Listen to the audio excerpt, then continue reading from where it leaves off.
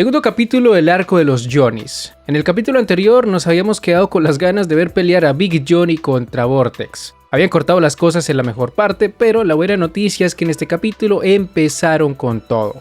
Al principio parecía que Vortex tenía la ventaja. Sus movimientos eran más rápidos que los del Digimon, pero rápidamente este se fue acostumbrando a su estilo de pelea, obligando al héroe a utilizar sus mejores técnicas. Vortex atacó a Big Johnny con tornados, con rocas y haciendo una clara referencia al Naruto vs Pain, ya que intentó contenerlo dentro de una esfera de escombros, cosa que al final no funcionó porque al escuchar la voz de Little Johnny, el extraterrestre se hizo aún más fuerte y le dio la paliza de su vida al héroe. El tipo intentó defenderse, pero por alguna razón que desconocemos, sus poderes le fallaron. Mi teoría es que al igual que el traje de Loli, Big Johnny es capaz de inutilizar los poderes de la confianza, lo cual lo hace bastante roto y un claro candidato a ocupar el puesto de X en el torneo número 21. Claro, si es que a Little Johnny le permiten luchar junto a su hijo. Entonces, como Vortex no pudo defenderse, Big Johnny lo atacó hasta dejarlo inconsciente. Al principio pensé que lo había asesinado, pero solo le rompió algunos huesos. Aunque bueno, también tuvo que ver el hecho de que Little Johnny llegó a tiempo para evitar que terminara el trabajo, y mientras sonaba de fondo Growl o Gruñido, la canción temática de Little Johnny, este chico le dijo las mismas palabras que le había dicho su padre en el pasado sobre que si bien sentirse triste no puede traer de regreso a los muertos, por lo menos sirve para recordar lo que es importante. De esa manera Big Johnny regresa a la normalidad y al ver cómo este chico pudo calmar a una criatura que ni siquiera X fue capaz de vencer, todos los que presenciaron la batalla comenzaron a darle su confianza a Little Johnny y como todo esto se hizo viral, porque en el mundo de Two Hero X todo el mundo siempre está grabando todo, le fue muy fácil ascender en la clasificación. Para este entonces el chico apenas tenía 9 años, pero todos ya lo veían como un héroe capaz de controlar a cualquier animal. El chico se hizo tan popular que no tardó mucho en conseguir un contrato con FOMO, cosa que me confundió bastante porque yo creía que este loco trabajaba con DOS. De hecho, durante el arco de Queen siempre aparecía en las oficinas de esa agencia.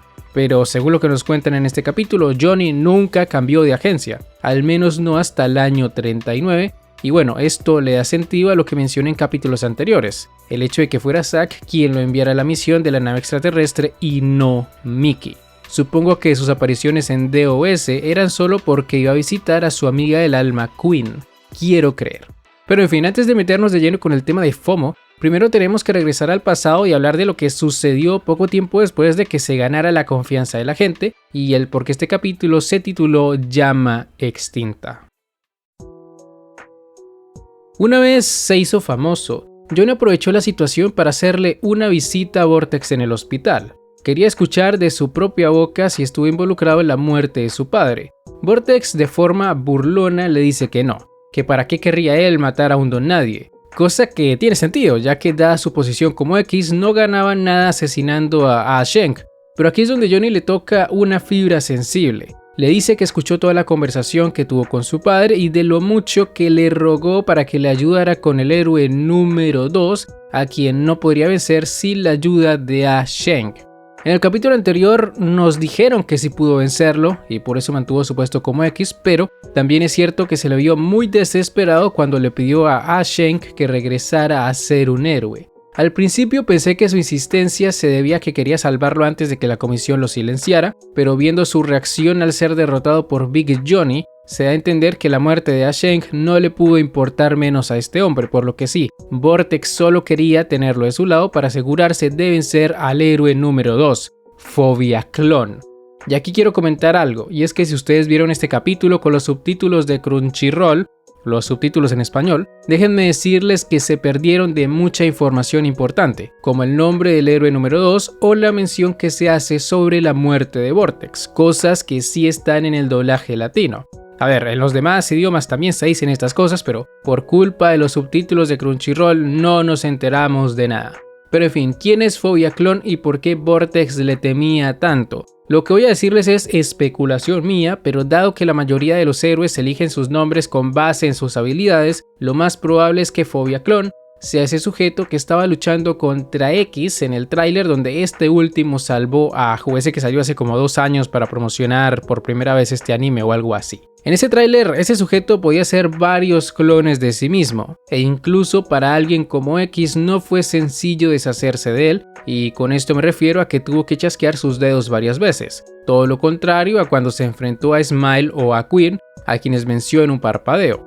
Al primero lo envió a la luna y a la segunda la dejó inconsciente. Y antes de que alguien lo pregunte, no. El sujeto que sale en el tráiler de X, el preview de X, no es el mismo que sale en este video donde salva a Hu. El que sale en el preview se llama Black Soul, mientras que este es el que puede clonarse y probablemente sea Fobia Clon. Entonces, de ser este sujeto Fobia Clon, podemos entender por qué Vortex estaba tan desesperado por conseguir la ayuda de Asheng.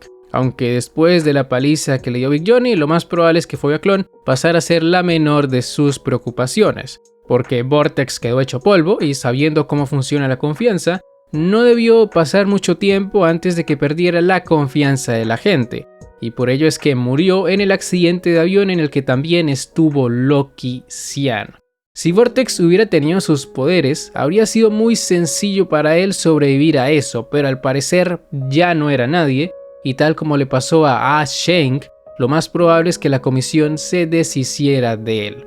Liu Zen ya nos había advertido sobre esto en el capítulo 8, que no había sido un accidente normal, y ahora entendemos por qué algunas personas decían que el accidente había sido ocasionado por las disputas entre héroes. Al principio yo había interpretado esto como que 2 héroes habían peleado y ocasionaron el accidente, pero más bien fue un asesinato en contra de Vortex, quien ya no tenía muchos puntos de confianza. Me pregunto si también depositó su confianza en Xian o si por el contrario lo eliminaron antes de que pudiera hacer eso. Cómo se nota que el mundo de los héroes está bastante jodido, y con la muerte de Vortex, Johnny, quien antes le había dicho que lo vencería en el próximo torneo, perdió la única pista que tenía de la muerte de su padre y con ello su motivación para ser un héroe. De allí que el capítulo se llame Llamas Extintas. Johnny se quedó estancado en el puesto 15 durante 17 años.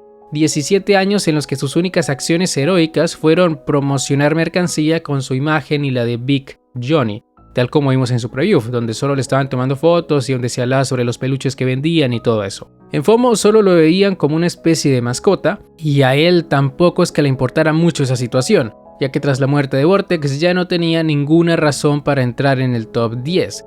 Sin embargo, esa vida de vagancia no duraría para siempre y gracias al tema de la nave extraterrestre, finalmente Johnny tendría una misión importante. A partir de este momento, volvemos a ver lo que ocurrió en los capítulos de Ghostblade, pero desde la perspectiva de Johnny. Gracias a esto entendemos por qué se puso a llorar cuando viajaron juntos, por qué no dejaba de hablarle a pesar de que Ghostblade no quería hablar con él, y también se aclara que nunca dudó de su amigo con respecto al tema de Nuo Nuo. Es solo que no supo cómo expresarse y más que apoyarlo, parecía que al igual que Loli lo veía como un acosador, pero en realidad sí quería ayudar a su pana Ghostblade, entre comillas. Es importante mencionar que Johnny no tenía ni idea de la clase de persona que era el albino, mucho menos que había sido el asesino de su padre, pero Big Johnny ya intuía cosas y desde el primer momento en que se conocieron, el Digimon mostró hostilidad hacia él. Es probable que Big Johnny reconociera su olor, ya que Ghostblade estuvo en la escena del crimen y también estuvo presente durante su pelea contra Vortex. Cabe resaltar que en ese entonces al albino le ordenaron no intervenir, cosa que se me hace curiosa, ya que nos dan a entender que si no le hubiera llegado ese mensaje, tal vez habría cumplido con la última voluntad de Asheng y hubiera protegido a su hijo. De hecho, creo que las palabras que le dijo este hombre van a jugar un papel importante en el siguiente capítulo, ya que según los avances va a haber un momento en el que intente matar a Little Johnny por culpa de la información que Mickey le dio a la comisión. Entonces lo más seguro es que Ghostblade se arrepienta antes de matar al chico, y ya que estamos hablando de Mickey, este tipo es la verdadera mente maestra detrás de las acciones de Searchlight. Liu Zen solo es el científico que hace los experimentos, y es quien crea los amplificadores del miedo, pero Mickey es quien pone la plata y da las órdenes. Órdenes como enviar a un DJ a atacar el campamento del profesor Luo o enviar a la hija de su supuesto mejor amigo al lugar de los hechos. En los ojos de Liu Zen se pudo notar esa futura traición a Mickey, y bueno, tendría bastante sentido ya que de forma deliberada quiso poner en peligro a su hija, quien recién se estaba recuperando de sus heridas. Durante esta parte se mencionaron cosas muy interesantes y de nuevo mi recomendación es que si vieron esto con subtítulos lo vuelvan a ver pero con doblaje latino. Aquí se menciona que el plan de Mickey es mantener ocupados a Rock y a Zack, de allí que acusar a Little Johnny con la comisión porque sabe que el ejecutor de esa organización es Ghostblade, uno de los héroes de MG, entonces de esa manera podría mantener a ambos ocupados mientras él se centra en lo que les importa, la nave espacial y su investigación sobre el miedo. Al final del día, esta es una guerra de empresas, y los líderes de cada agencia harán lo que tengan que hacer para salir victoriosos. Hasta el grupo Triman está experimentando con los poderes del miedo, y por lo que entendí, Shant los está usando para ver si puede revivir personas o regenerar partes del cuerpo. Sí, el sujeto que tiene en un contenedor es solo un random. En resumen, lo más probable es que con esto quiera traer de regreso a su hijo, y dado que Mickey está enterado de las actividades de esta gente, ahora entiendo por qué el antiguo jefe de Lin Link tenía un amplificador de miedo cuando fue al programa de citas donde se encontraban Nice y Moon. Ese ataque debió ser una advertencia por parte de DOS al grupo Triman. Me gusta cómo se van uniendo las piezas de este rompecabezas. El arco de los Johnnies está siendo muy interesante y según lo que vimos en los avances, todo se va a pudrir la próxima semana porque no es solo que Ghostblade haya recibido órdenes de eliminar al chico, sino que el propio Johnny ya sospecha de él. Al final del capítulo reconoce el tipo de corte con el que atacaron a su padre y eso va a hacer que estos dos junto a muchos más héroes entren en conflicto porque en esa nave espacial se van a juntar todos.